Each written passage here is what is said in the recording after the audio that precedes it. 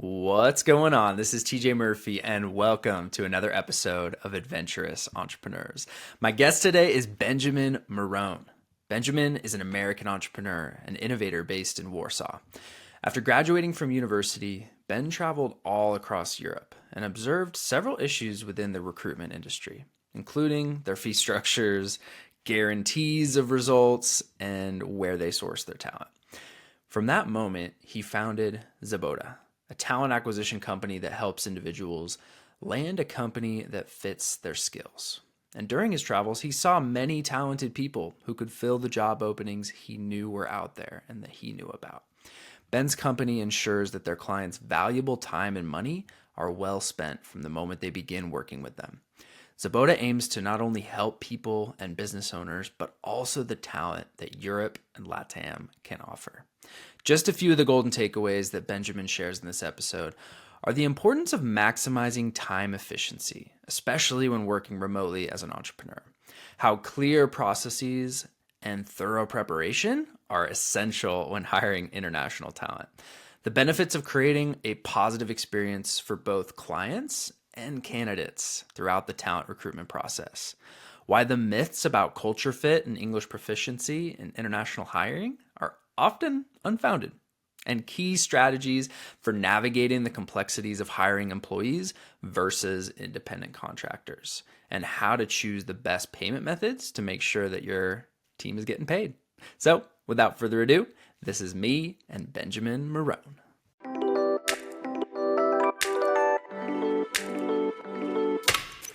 Welcome to the Adventurous Entrepreneurs Podcast. I'm your host, TJ Murphy.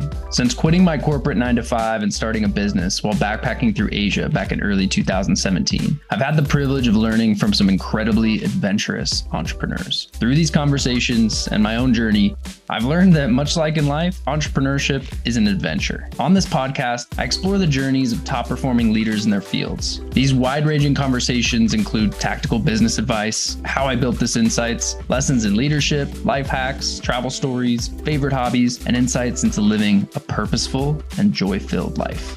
Adventures await us, so let's dive in.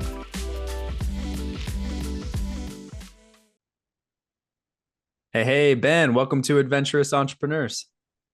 Hey, TJ, thanks so much for having me. Yeah, man, excited for the conversation. So I'd love to start with a bit of background on your journey, because I know traveling is a big part of your life, which for me is one of my biggest passions as well. So can you share an interesting story or experience from your travels that left a significant impact on you? Could have been something recent, could have been way back before you kind of headed down this entrepreneurial path that you're on. Yeah, I mean, there's a lot of different stories from the travels. At this point, I think I've been to 24 or 25 countries.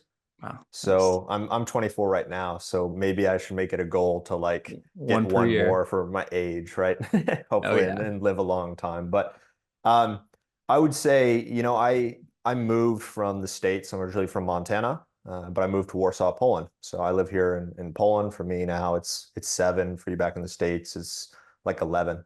Um, and so that was definitely a journey because when I launched my company was only like 4 or 5 months old at the point of me moving overseas. So it Mm. was still very, very small, still kind of getting the hang of things, building my company Zaboda, which helps with recruitment of talent from Central Eastern Europe and also Latin America for online businesses. And so it was very much of if I actually sat down and calculated the decision and really thought out, maybe I wouldn't have taken it, but I just kind of sent it over here and wanted to figure it Sometimes you out. just got to So send it. yeah, so I think that was probably the one of the biggest travel stories. It's just like the whole move from just coming from Montana and then moving here to Warsaw and then being able to travel inside of Europe and build a company. And I think that whole experience has just been kind of crazy to think about because it's been a year and a half that I've been living here in Poland.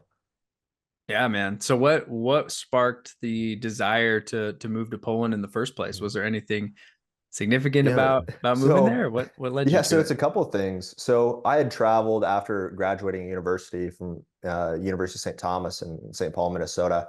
I had graduated and I decided to go travel Central Eastern Europe. I had been to like Western Europe. I had been to like Portugal. I had been to France, Germany, some of those other places on family trips in the past, and it was pretty cool. But I was like, I've never been to some of these maybe more less traveled countries in Europe, especially in Eastern Europe. And so once I traveled here, I was like, wow, this is really cool. I like how there's booming economies and all these companies or countries are more like on the rise. There's good infrastructure for like tech and startups. So I thought that was really interesting. And then since I serve the US market, I have a big time difference with the States. 6 hours for the East Coast, 7 for Central, 8 for Mountain, and so on. And so it allows me in the morning to be able to just do like focus, like operational work. So just like focusing on how am I going to build this business outside of just like sales calls? How am I going to Hmm. build infrastructure? How do I take the time to write marketing copy and really get deep in my thoughts and do deep work without having distractions, without having to answer a Slack or without having to answer a client email real quick. Yeah. And so that ability has kind of given me almost like 2 days in one. And so it's allowed me to build my company a lot faster. So when I was over here and I was traveling and working, and I was working some sort of like sales job, right, during this time. But what I Hmm. realized is like I have the whole day to kind of do whatever I want at that point because I was working at a job and I only had to work like 8 hours a day. Um, but I just had these like 2 days. And so it was like cool to have 2 days in one. And then my family would text me at like 3 or 4 p.m. They'd be waking up and I'm like, like this is kind of interesting. I like this. And I was like, if I build a company, I'm giving myself the max amount of chances to succeed if I can put in 12, 14 hours a day of like of actual work and do it that way. So that's part of what caused me to move over here. It wasn't just like travel and like lifestyle. That is a section of it, but it was mainly like, okay, I could like just duplicate my productivity. Yeah. No, that's incredible. I've never actually heard anyone describe it in that way. And being able to maximize being able to travel and the lifestyle, of Mhm. course, that's great. But when you're just getting started, you got to grind a little bit early on. Yeah, You know, if you're for going to build a sure. successful company, you want to create a runway for success and be strategic about that. So for you, maximizing efficiencies with your time and being able to really have that productive morning where you can be fully into deep work and then move into kind of more of client facing, probably team facing activities in the afternoon, and then still have a good chunk of the day left to do what you want as well. Mhm. Sounds like it's working well for you. So I'm Yeah. curious because you grew up in the US. You sounds Yeah. like you've had some different roles prior to starting your company. I know you were, working at a tech startup in the US for a little Mhm. while before jumping in. What initially sparked your interest in entrepreneurship, and what was that pivotal moment that led you down this path to starting your company? Yeah, so I would say that ever since like high school, I was always like selling different things. So it was like snacks and school and class and lockers and those types of things. And I know that's a pretty common story with entrepreneurs. I feel like they always have their hands on something early, A hustle. trying to hustle, have a little side hustle during school. That side hustle eventually just developed to like online. What had happened was the school year was coming to a close. So we were starting this in like our sophomore, junior year, me and one of my best friends. And we're like, well, the school's going to be closed. So there goes like our business because we're operating out of our lockers. So I was like, well, how do we have a business that like works all the time? And so then we just Google like, how do you make money online? Like very like simple and super simple like search. But then we found like e-commerce, we found like Facebook ads agencies and those types of things. And it was like 2017, 2018 Yep. in digital marketing land. And so Facebook ads and that stuff was a completely different ball game than it is now. And so we're like basically like experimenting with different niches and just trying to figure out, okay, like how do we get returns on these ads? And so that kind of led me into the agency kind of space. Then we started using like freelancers to help us with fulfillment and those types of things. And then I decided to get a sales role at that tech company, worked there for a couple of years, and then kind of snowballed into other sales roles, and then eventually started this talent company because I realized everyone that I had met in my travels who had, I would say, more flexibility or more freedom with their day, they owned some sort of business. And Yeah. even if they were working maybe a more traditional role, the ones with a lot of freedom, they had at least like a piece of the business. Maybe it was a family business. Maybe they were just like a partner in some sort of firm. And so I thought, if I really want to get to a level where I have maybe more control over my time, control over my destiny, then I need to start some sort of business and really go all in on it. And so I look at like my sales training and all that time that I was working in these little startups Hmm. as like a testing ground, like where I was just sharpening my skills and learning and really building myself to be able to launch my own venture, launch the venture with already skills ready to go instead of launching a venture with zero skills and spending the first 2.5 years just like learning the basics Yeah. and then seeing growth. And so I wanted to like expedite it. And so that's kind of how I took a little bit longer to maybe start my company, but then eventually just got into starting my company. Man, so big theme of this podcast is designing your business or your work life around that lifestyle that you want to have. And what stands out to me, which you just Mhm. summarized really well, is you didn't just jump in blind. Like you knew you wanted to be an entrepreneur, but you saw the benefit of having a progression. So going from that locker, then realizing, well, shoot, we can only operate for when school's in session. How can we continue Mhm. to hustle and make money even when we're all on summer break? Okay, now you move into the online space. You start learning digital marketing, sharpening your teeth in that world.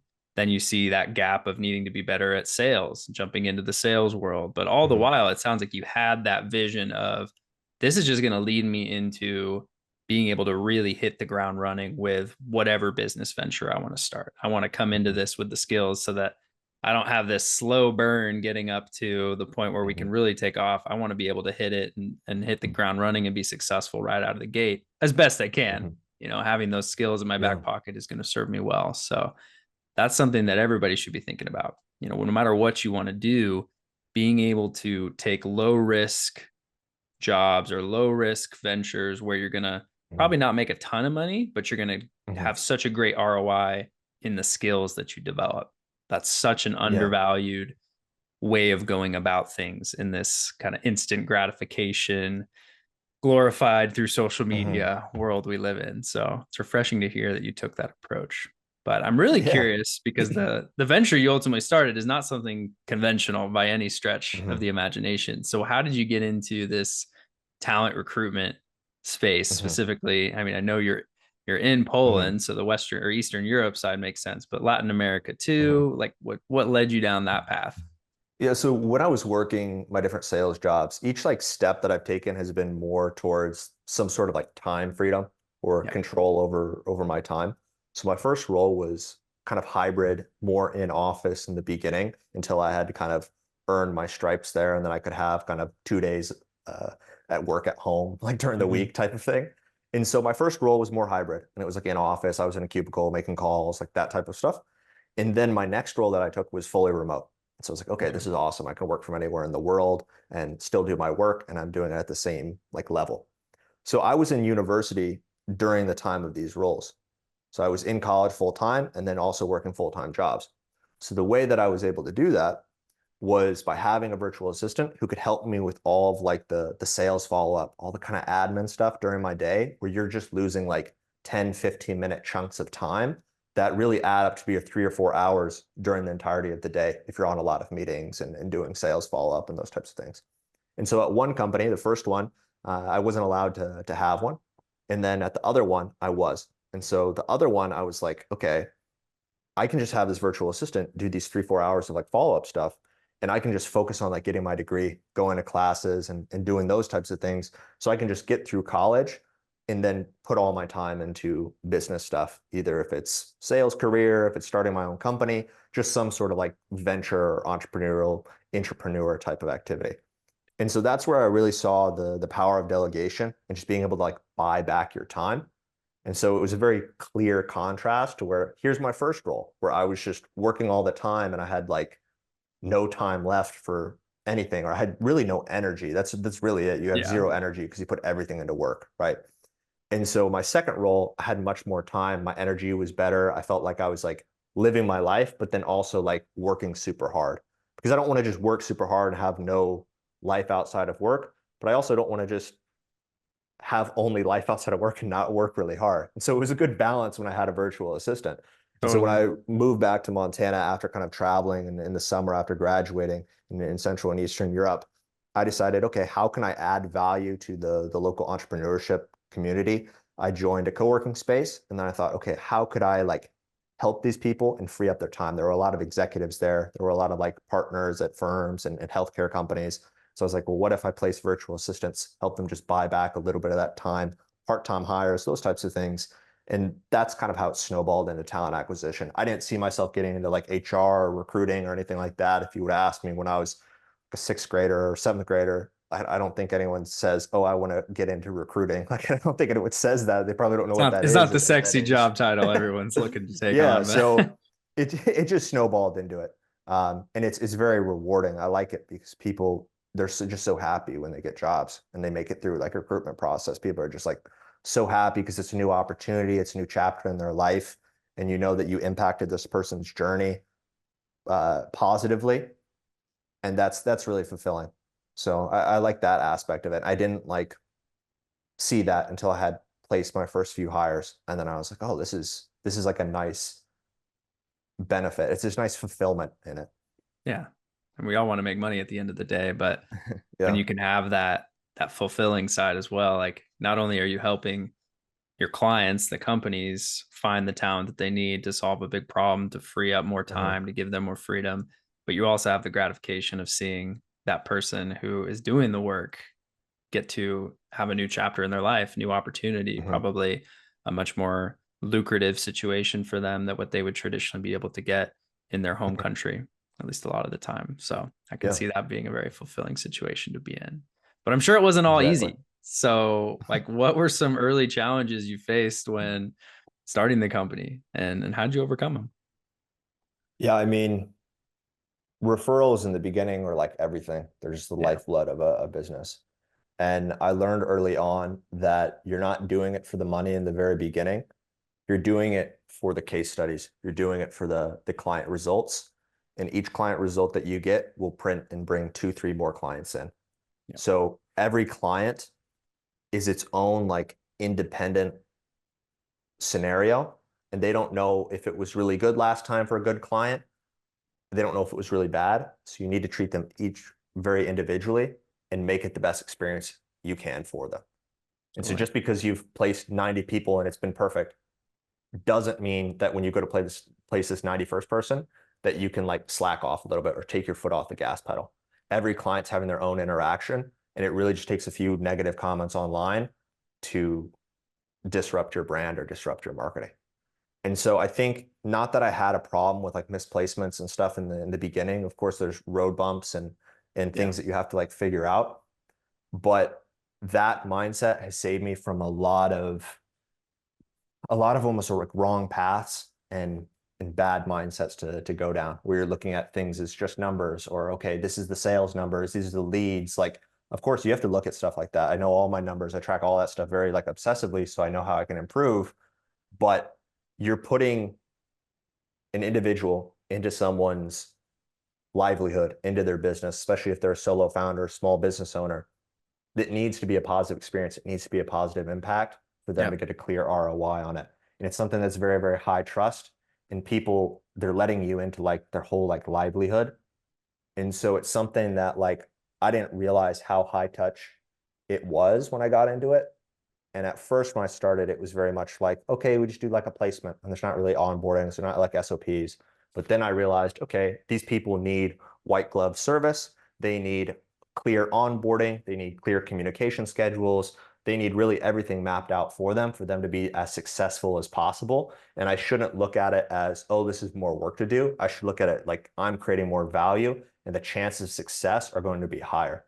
And I think that mindset was something that was cultivated just over repetitions. And you really just have to get into reps. And when I look at business now, it's just someone who's really good at marketing just has tens of thousands more reps than me. And I can go learn new skills.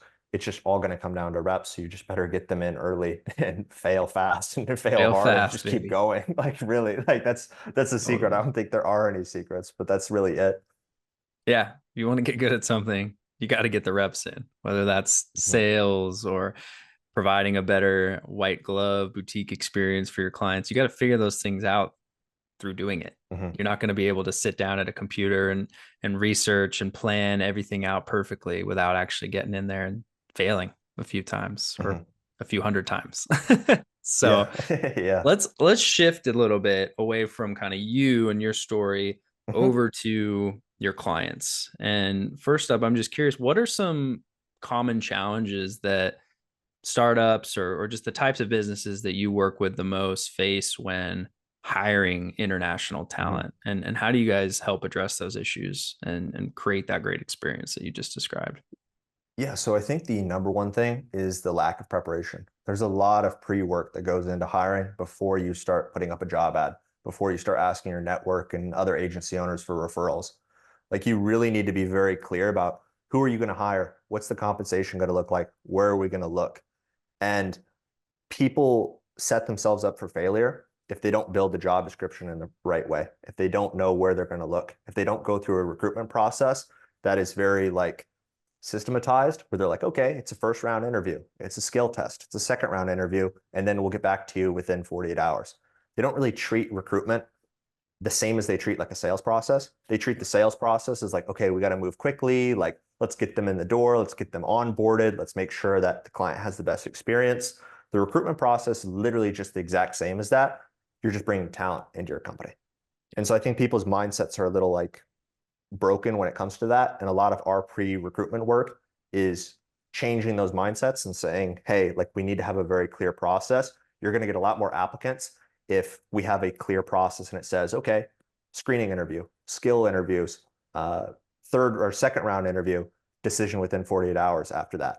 Like if we can say, we'll be back to you within 10 days, or this is going to take 10 days.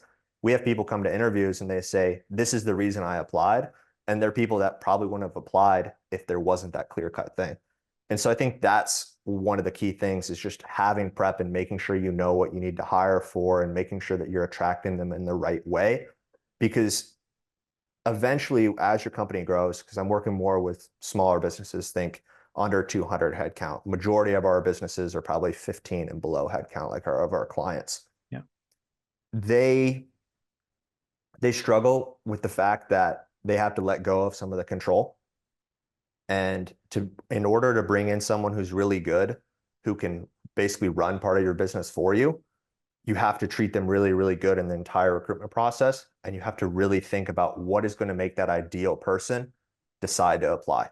So all the different types of frameworks you have in marketing, all the things that you think about with copywriting, you need to bring that exact same mindset into finding the best talent because the talent will run the business for you. You just need to put them in the sandbox to create and be challenged. Like it's not that hard to onboard and get people inside. You just need to make sure you get the right ones. And so for us, it's a lot of belief shifting in the beginning and then making sure that we have everything lined out with the recruitment process, with the job descriptions, wages correct, like all the different type of stuff. Yeah, you just described that so brilliantly because I mean, now hearing what you just said, it makes total sense, right? But Mhm. 9 out of 10 companies do not treat their recruitment and hiring process and onboarding process like they would their sales process. When the Mhm. reality is, if you're going to be bringing this talent into your team, you're expecting there to be a tangible ROI and you want that to be as great as possible. And you want those Mhm. people to be able to provide the best possible experience for your clients so that your revenue can grow and all of that. So, why wouldn't you treat it the same? If you're going to have Mhm. someone that is bought in, that's going to stick around, you're going to be able to retain them and grow them into an even better asset for your team long term. You have to be clear and have a great process to bring them Mhm. into your ecosphere in the first place. So sounds like you've got that dialed and you take care of that whole problem from start to finish for your clients, which would be an amazingly time consuming and overwhelming process to try to come up with the first time on your own. Am I right Yeah, there? it's definitely like developed from there because at one Yeah. point I was making my first hire, right? Like I Yeah. didn't know anything about hiring. And then after doing it hundreds of times, we just know what works and we know what our most successful clients, their experience, what steps did they take and what did it look like? And we just replicate the success steps for each of the clients that come in. And if something is an outlier where it's like, wow, this was incredibly successful, this exact thing happened, then we just kind of reverse engineer it, look at it. Okay, how'd this happen? How'd this environment, cultivate the success? Let's Yeah. just replicate it. 100%. So what are some like myths, especially about hiring from Eastern Europe or Latin America? Like, are there certain concerns that you hear a lot that are just totally off the mark?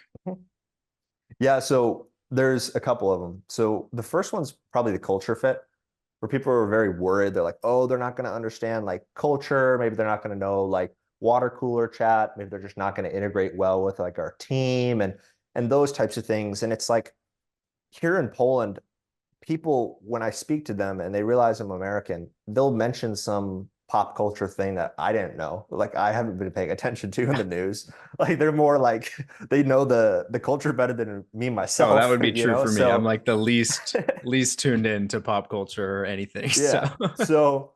So those types of things, especially in a client scenario, like it's good to be able to, if you have like a sales rep or if you have someone who's a customer support rep, them just like knowing more about like the country or the market they're serving is very key because they're able to have those little like human connections in those scenarios.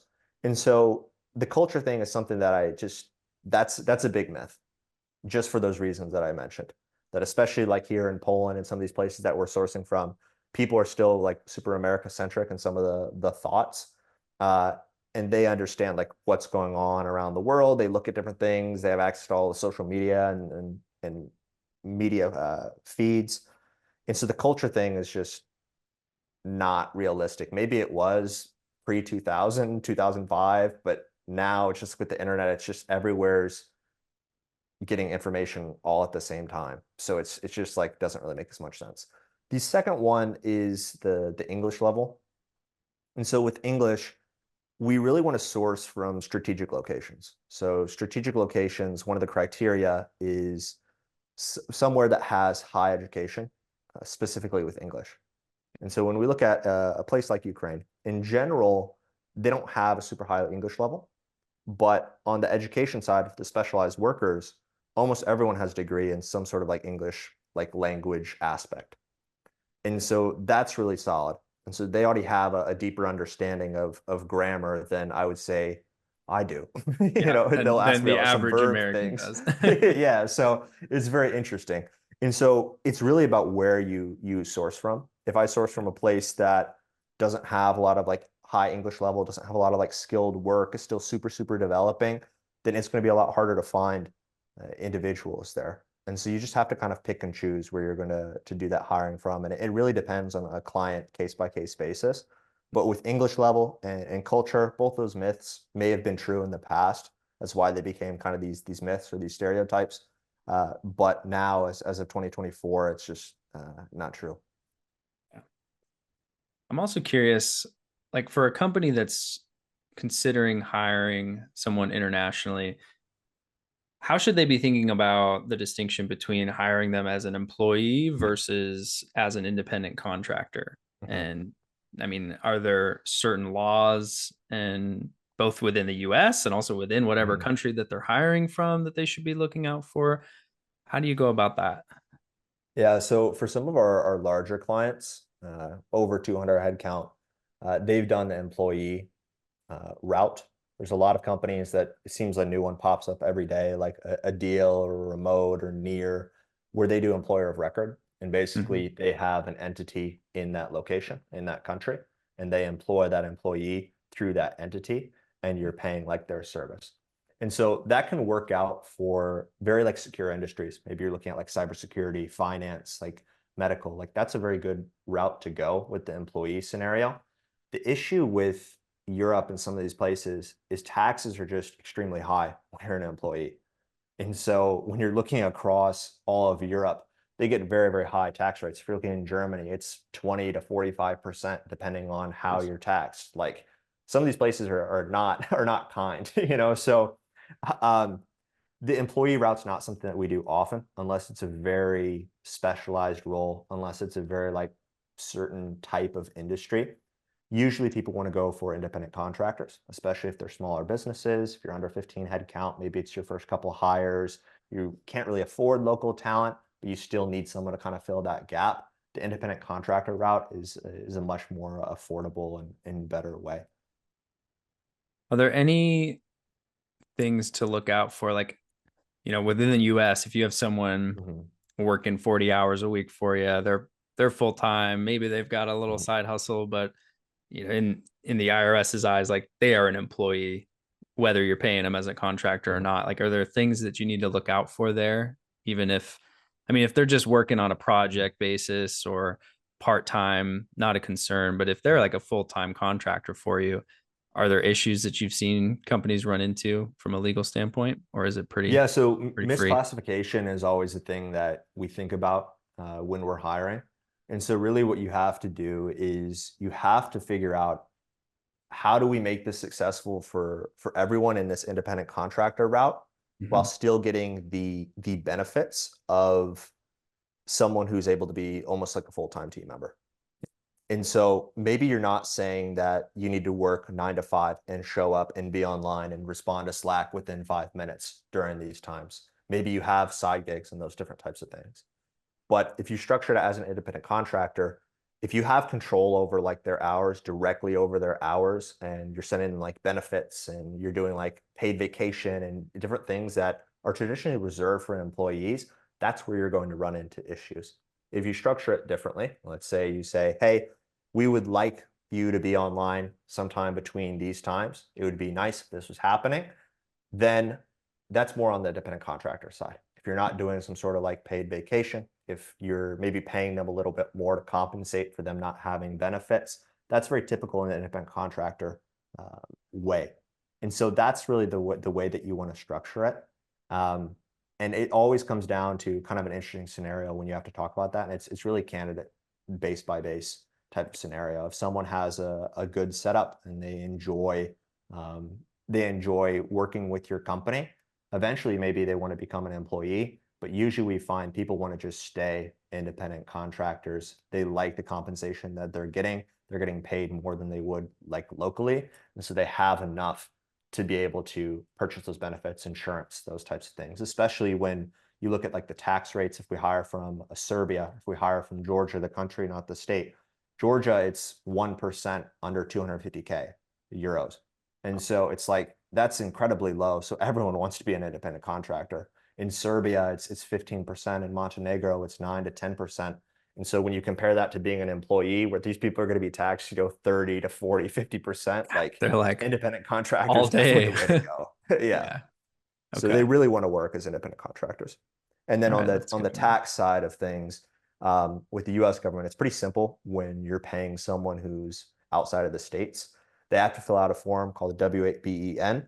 Basically, and not to get too wordy and annoying with tax stuff, but basically it No, it's just is important. for your records and for their records. So if their government's like, hey, like how's all this money come into like your bank account? Like, what are you doing for work? They can say, hey, this is a US entity that I'm working for. And the IRS doesn't do these types of checkups on these like independent contractors. It's more for your records, for your bookkeepers to be able to be like, okay, $20,000 this year went over to this account. Like, what is this? And it's basically a way for you to just be transparent on that why.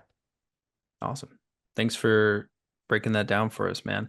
Mhm. One more kind of more technical piece. When it comes to Mhm. paying your international contractors or Mhm. employees, I know that can get a little bit tricky. What are some of the best tools or platforms or methods of payment that you recommend Mhm. for, yeah, getting your people paid when they're in Yeah, of different course. countries? So it's always going to depend on the country, wherever they're located in the world. Some places they're not served by certain payment providers, and it can be a headache. And when I first started this business, it was like, okay, why can't these people just accept or sign up for this platform? And I was like basically mapping it all out. But now, since we've been in business for a while, like if someone's in this country, we know what access they have on with banks and PayPal, Payoneer, Deal, like all these different types of things. And so one of the things we do during our recruitment process is before someone books an interview with us, candidate, like we have it on our Calendly form that they fill out. Like they have to tell us what payment processors or payment platforms they have access to. And there's certain Mm. ones that we're looking for um, to make it sure it's compatible with our US clients. Our US clients, we do the same thing. We say, hey, you can use any of these methods. So we've used Payoneer, there's Revolut, there's Wise, Deal is one that really helps with employees. They do employer of record, and then they also do contractor like management. So Deal is very, very simple to use. You basically just sign up. They have the contract sent through Deal, kind of like a Panda doc, and Yep. then you're able to basically pay or send the money. Let's say you're sending 2K over to your contractor in Serbia. You send the 2K, Deal holds it, and they make it available in 15 different methods for that contractor. So if Mm. it's crypto, if it's local bank transfer, if it's Wise, if it's PayPal, Payoneer, they basically open it up for your contractor wherever they are. And so that's a really good method, especially if the person doesn't really have access or they only have access to like local bank transfers. Some Yep. people aren't comfortable sending international wires. They don't want to pay a heavy fee for international wires. Deal's a good option for that, and it's very affordable. Awesome. So you've been in this space for a while. You're clearly someone who pays attention to what's working now, but I'd also imagine you're looking ahead into the future as well. So Mhm, what changes do you foresee in global recruitment over the next mhm. like 5 to 10 years, and how is your company preparing for those changes? Yeah, so I think one of the big things, especially with AI, more copy paste like virtual assistant roles are probably going to go by the wayside because you can automate a lot of those jobs away. And so if you're hiring virtual assistants in like a $5, $6 an hour like range, those types of roles can be like automated. And so that isn't really a business that I would want to be in. The talent we're placing are basically US equivalents for 40% cheaper, 50% cheaper. So these aren't roles that are very, very basic. And there's nothing wrong with those basic roles because they have a time and a place, especially when you're growing your agency and getting used to working with someone inside of your company who's not just, you and delegating when you're getting new to that. Um, but as this kind of global talent and the demand grows, I think especially in the IT, the developer space, like it's just going to keep growing, especially here in Poland. So there's a lot of studies that I look at around developer like productivity, around IT worker productivity. And there was one where there's a startup, it was a Stanford study, and they were basically spending like 12.5 million or 12 million on like payroll. And everyone was in the Bay Area. They had a couple of developers in India. What they did is they basically switched all of the talent to Poland. So they went and recruited in Poland. They paid attractive wages in Poland. They saved $5 million, and the margin of output was within 2%. And so when everything's democratized like that and the internet's around, it's really not a restriction working in Poland and being able to serve the US market. And so knowing that people here are very, very hungry and they're working very, very hard. And so I'm betting on a lot of these locations as the internet just gets stronger and faster and people start opening their eyes to the possibilities of global talent. Man, well, you're opening my eyes, and they were already pretty open to this stuff, but this has been a refreshing conversation. So, Ben, as we move to close things out, I have a choose your own adventure question for you, which is something I always ask, and it'll be fun for you because you love to travel a lot. So, you probably have some interesting takes on this, but you can pick which one you'd like to answer or both if you so desire. Take it any way you want, really. But what's a favorite place that you visited in your life? Somewhere you love to go back to time and time again, or just like the most epic adventure that you've ever gone on. And in either case, what was it like? What made it so memorable? Maybe a favorite meal or drink you had, a lesson you learned. Give us a story. Mhm. Yeah, so I would say Georgia, again, the country, not the state. It's Yeah. about 9 hours or 10 hours ahead of the East Coast. And so when I was there, like working was definitely a pain. Like I don't really like Yeah. like 9 hour difference. It's a little much. But it was such a unique country. There's just a country that's like not really like it. It felt like I was in Europe, but I also felt like I was just on almost like a different planet. There's a lot of money going in for like development and real estate. And so there's Tbilisi, the capital, and there's Batumi, which is on the coast. And Batumi is basically like it's like their own like mini like Miami or like Vegas. Like it's very like loud. There's a lot of casinos. There's a lot of like skyscrapers, high-rise apartments being built. So there's a lot of development going on. And then Tbilisi was just it was beautiful because it's in these like rolling hills and these kind of like mountains. And it's just very, very unique. There's a lot of like Orthodox churches. There's a lot of history. There's just a lot of things that came from there where they claim that they were like the first to make wine or one of the oldest places to make wine. Maybe a lot of countries claim that. At least that's what people have told me. But Yeah. the wine there is very, very good. The food is extremely fattening. It's basically just like dough and like dumplings and meat and cheese. Love And so when you go there, you always gain several pounds, and then you come Yeah. back and you're like, I Drinking gotta good hit the wine gym. and eating Drinking good dumplings will wine and do that. eating. Yeah. Yeah. They've got street dogs like everywhere, but the street dogs aren't like violent. They're just very Yeah. fat because they eat the leftovers of Yeah. all the They're just restaurants chowing and all down the all day. yeah, all the restaurants just serve the same thing, and it's like meat and cheese. And so it was just like so unique when I went there. And I've been there a couple times to multiple cities, and it's definitely somewhere like I enjoy visiting. It's just the time difference is a little bit much for now. Okay. Cool. We'll have to add that one to my long list of bucket list places to visit. But sounds Yeah. epic, especially the food scene. I can get down with that. So Ben, what ask, challenge, or parting advice, any words of wisdom do you want to leave people with before we wrap up and I ask where Mhm. people can find you online, socials, that kind of stuff? I would just say know your numbers. Know your It took numbers. me a long time before I figured out my numbers, and it wasn't anything super complicated. It was just like I just didn't do it. And if I looked at my numbers sooner, I would be able to better strategize.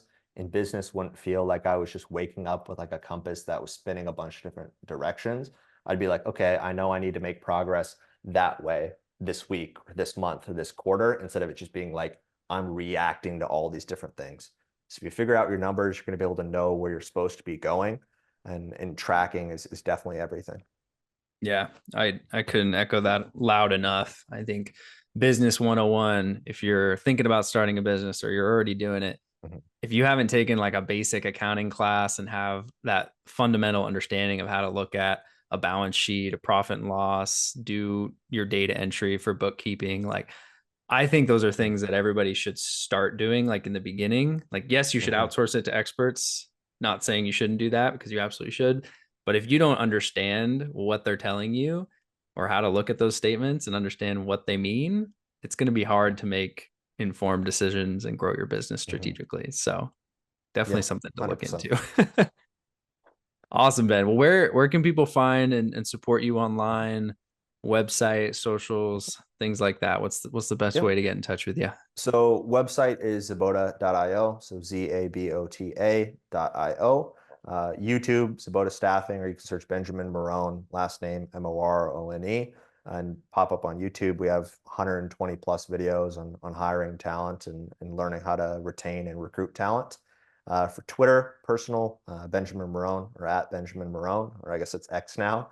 Yeah. But those are the best ways I'm still to calling find it me. Twitter.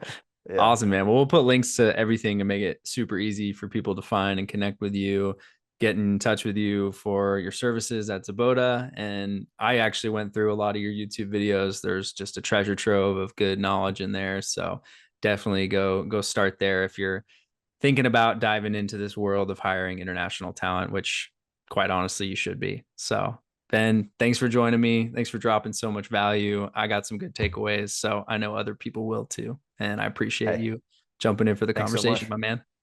Hey, thanks so much, DJ. To all of our adventurous listeners, thank you for tuning in to today's episode. Please be sure to subscribe, download, and share this on social media or with someone you know will get some value from it. Leaving a review goes a long way in helping people find the show, and I personally appreciate reading them when they come in. So please go drop one if you have the time. We'll see you all next week, and remember, whether we're talking about business or the things that bring us joy outside of work, life is meant for exploring. So go out there and live it one adventure at a time.